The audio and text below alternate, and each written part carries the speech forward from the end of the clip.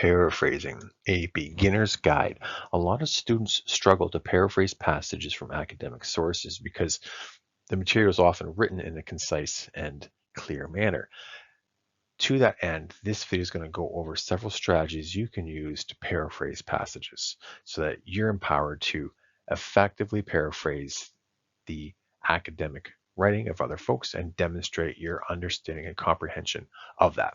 So, without further ado, let's learn. With respect to paraphrasing, there are several processes that you can use. The first is to reorder elements. Second is reducing the number of adjectives. Third, reducing adverbs. Fourth, using alternate language. And finally, focusing on word reduction. Now let's take a look at each of these 5 steps to see how you can apply them effectively. We're going to begin by reordering phrases, clauses, and elements within the sentence. And that means we have to first identify where the verbs are.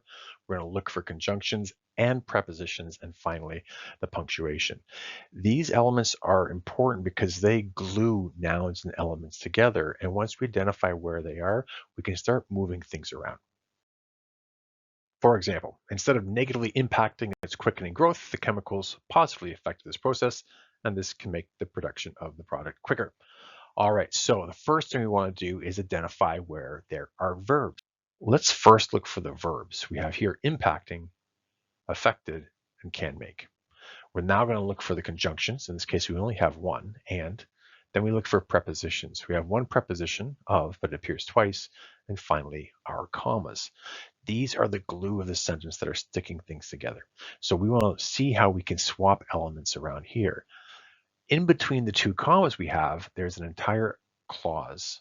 Now we could take that clause and swap it out with the one before it. Obviously, this is not sufficient enough for paraphrasing, but it's just our first step. We also have the comma and here, which creates a compound sentence by sticking 2 independent clauses together. But we can just eliminate that, put a period here, and then capitalize the word this to start a new sentence. We also have of, and the great thing about prepositions like of, for, on, in, is we can sometimes, not always, but often, swap out the elements around. So here we have the production of the product. Well, if we swap that around and we make product a possessive adjective, product's production now reduces our word count and resequences a couple words. Now again, this is not sufficient for paraphrasing, but it's a first step. In our next step, we want to reduce adjectives. So we delete adjectives that are unnecessary. And if they are necessary, we try to use more specific nouns to eliminate the need for an adjective. Example, instead of saying young child, you could say a toddler. Instead of saying a single man, you could say a bachelor. Now, likewise, in an analogous element, we can reduce adverbs. We first delete any unnecessary adverbs. Then we find more specific verbs or adjectives to eliminate the need for the adverbs. So instead of saying something is very important, we can say that it is critical. Instead of saying ran quickly, we can say sprinted. So in this passage, we have positively and negatively. These are adverbs that describe the words affected and impacting. Now, affect and impact are both great words, but they're neutral by definition.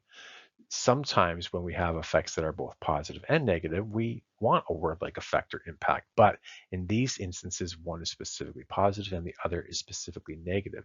So what we could do is use a more specific verb. Instead of positively affected, we could say facilitated, enhanced, supported. And instead of negatively impacting, we could instead say that it was inhibiting, impeding, or preventing. Next up, we got alternate language. We want to identify the non-core language in the text and then consider alternate word choices. When we get back here, you'll see we have the word process. That is not a specific or technical term. There's other phrases that we could use. So instead of the process, we could say procedure, right? We have the phrase instead of. We can make that rather than. Nothing changing significantly there. We have also quickening growth. We could just use rapid expansion in that context. There's no substance being changed there. The words mean the same things, but we're using different words. We also have period and this. Now, initially we taken out the comma and, but what we could do instead is put a comma which to add this as a relative element. And then finally, we have one of my least favorite words in the English language, make. And oftentimes when we use make, say, for example, I made my partner angry. Well, I could just say I angered my partner. Or I made my colleagues annoyed. I could simply say I annoyed my colleagues. In this case, which can make the product's production quicker, well, we can say which can quicken or expedite the product's production. Finally, we want to look at word reduction. Identify redundancies and delete unnecessary words. Now, this won't always be easy and won't always pop out at you, but let's take a look at our passage. In this context, we have product production. Now, these two words share the same root word, and it becomes redundant to use an adjective when the noun it's describing has the same root as the adjective itself. It's like defining a word with itself. So what we can do is just eliminate the word products and just focus on the production. Now, as a result, when we see the before and after passage, there is no longer any place in the passage where there are three significant words or more that are taken directly from the original. In addition, we've also made it more concise. So these are some strategies, as you see, that you can use to paraphrase. Now, ideally, when you paraphrase, you do want to make it more concise, but if the writing is already very terse or concise, what you could do is reverse engineer that and make it a little bit longer. Typically, we do want to avoid that. And you can use the reverse of some of those strategies to make it a little longer and change up the language.